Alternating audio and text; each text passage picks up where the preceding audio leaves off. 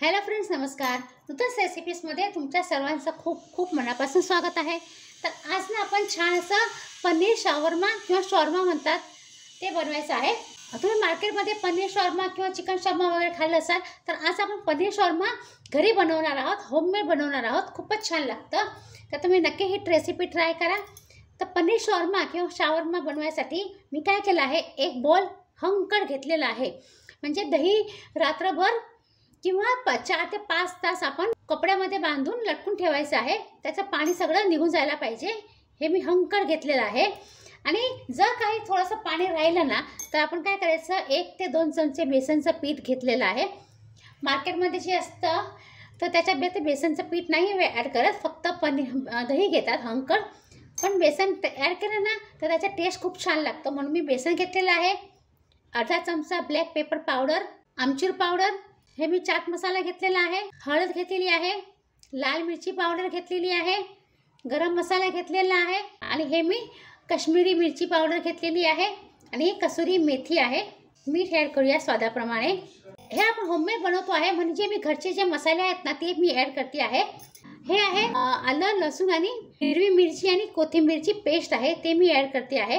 तुमच्याकडे जर फक्त आलं लसूणची असेल पेस्ट तर ती ॲड करू शकता, किंवा आलं आणि लसूण ते ग्रेट करून ह्याच्यामध्ये ॲड करू शकता, ते पण खूप छान लागतं. आता आपण सगळं मिक्स करून घेऊया. मी याच्यामध्ये आमचूर पावडर ॲड केलेलं आहे, म्हणून मी लिंबाचा रस नाही ॲड करत. जर तुमच्याकडे आमचूर पावडर नसेल ना तर तुम्ही लिंबाचा रस ह्याच्यामध्ये ॲड करा. आता मी इथे 200 ग्रामचे 2 पनीरचे स्लॅब घेतलेले आहेत. हे बघा. आता आपण ह्याच्यामध्ये असं काट्याने फोकनी असं टोचून घ्यायचं आहे, म्हणजे आपण जो पण मसाल्याचा तयार केलेला आहे तो असा छान असा आतपर्यंत मुरेल. दोन्ही बाजूनी मी असं फोकनी टोचे मारून घेतलेले आहेत. सगळा मसाला आपण ह्याच्यावरती लावून घ्यायचा आहे.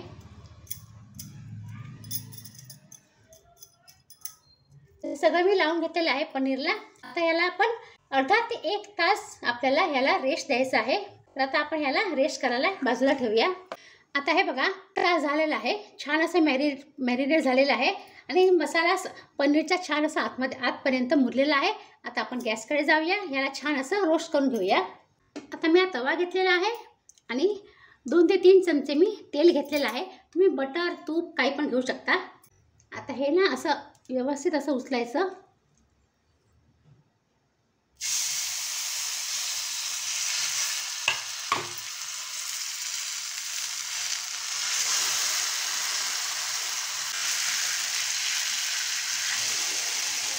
आता स्लो फ्लेमवरती दोन्ही बाजूने छान असं शेकून घ्यायचं आहे.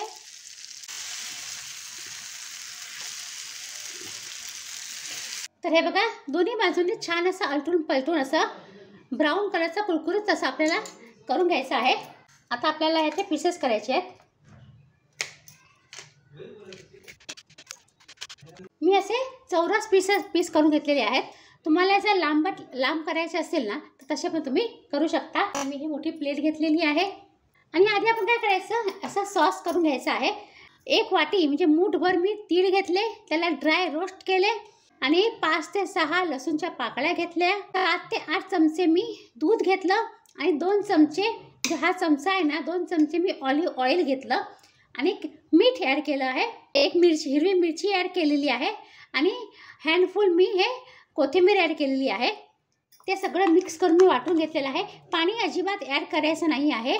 2 ते 3 चमचे ऑलिव्ह ऑइल, तुमच्याकडे जर ऑलिव्ह ऑइल नसेल, तुमच्या घरी जे तेल तुम्ही वापरत असाल ना ते तेल तुम्ही ह्याच्यामध्ये घेऊ शकता. आणि 6 ते 7 चमचे मी दूध घेतलेलं आहे. जर वाटलं का घट्ट आहे चटणी तर आणखी 1 ते 2 चमचे दूध ॲड करून किंवा ऑलिव्ह ऑइल ॲड करून अशी पेस्ट करून घ्यायची आहे. आणि ह्या सॉसची रेसिपी मी डिस्क्रिप्शन बॉक्समध्ये देऊन ठेवेल, तुम्ही नक्की इथे चेक करा. आता आपण काय करायचं, मी ही चपाती घेतलेली आहे. मी गव्हाच्या पिठाची चपाती घेतली आहे. शॉर्माला खरं तर मैद्याचा वापर करतात, मैद्याच्या पिठाची चपाती करतात. आपण हे घरगुती बनवत आहोत म्हणून मी चपाती घेतलेली आहे गव्हाच्या पिठाची. मेयोनीज वगैरे लावू शकता. सगळीकडे छान असा सॉस लावून घेतलेला आहे. आता ह्याच्यावरती ना सॅलरीची पानं ठेवतात, पण माझ्याकडे सॅलरी नाही आहे म्हणून मी कोबीची पानं ठेवते आहे. तुमच्याकडे जर सॅलरीची पानं असतील ना तर तुम्ही सॅलरीची पानं ठेवू शकता. आता हे जे आपण पनीरचे शॉर्मा केले आहे ते आपण याच्यावरती ठेवून देऊया.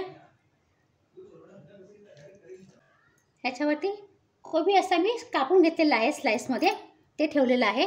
कांदा आपण ठेवूया आणि ह्याच्यावरती आपण हे फ्रेंच फ्राईज ठेवायचं.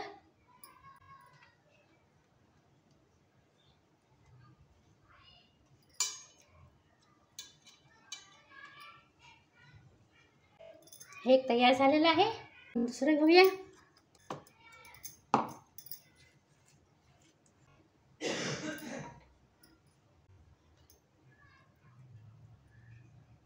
कांदा ठेवला आहे, ही कोबी ठेवली आहे.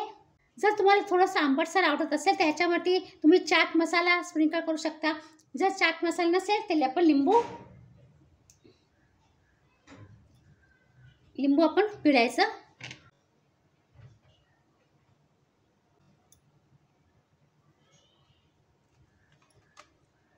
फ्रेंड्स हे बघा, छान मस्त आपले गरमागरम घरगुती पनीर शॉर्मा तयार झालेला आहे. खायला खूप छान लागतात, खूपच टेस्टी लागतात. तुम्ही नक्की ट्राय करा आणि मुलांना तर खूपच आवडेल. बाहेर मार्केटमध्ये घ्यायला गेलं तर खूपच महाग मिळते. आपण घरी बनवलं तर सगळेजण व्यवस्थित पोटभर घेऊ शकतात. आणि फ्रेंड्स, जर तुम्हाला ही रेसिपी आवडली तर नुकताच रेसिपीजला लाईक करा आणि शेअर करू शकता तुमच्या फ्रेंड सर्कलमध्ये, तुमच्या रिलेटिव्समध्ये. आणि सबस्क्राईब करा प्लीज. सबस्क्राईब करताना बेल आयकॉन नक्की प्रेस करा. त्याच्याने काय होईल, मी जी पण छान छान रेसिपीज अपलोड करीन त्याचं नोटिफिकेशन तुम्हाला लवकरात लवकर मिळेल आणि हे फ्री आहे. तर आता फ्रेंड्स, तुम्ही घरीच गरमागरम असं छान असं पनीर शॉर्मा बनवा आणि तुमच्या मुलांना द्या. नक्की त्यांना आवडेल.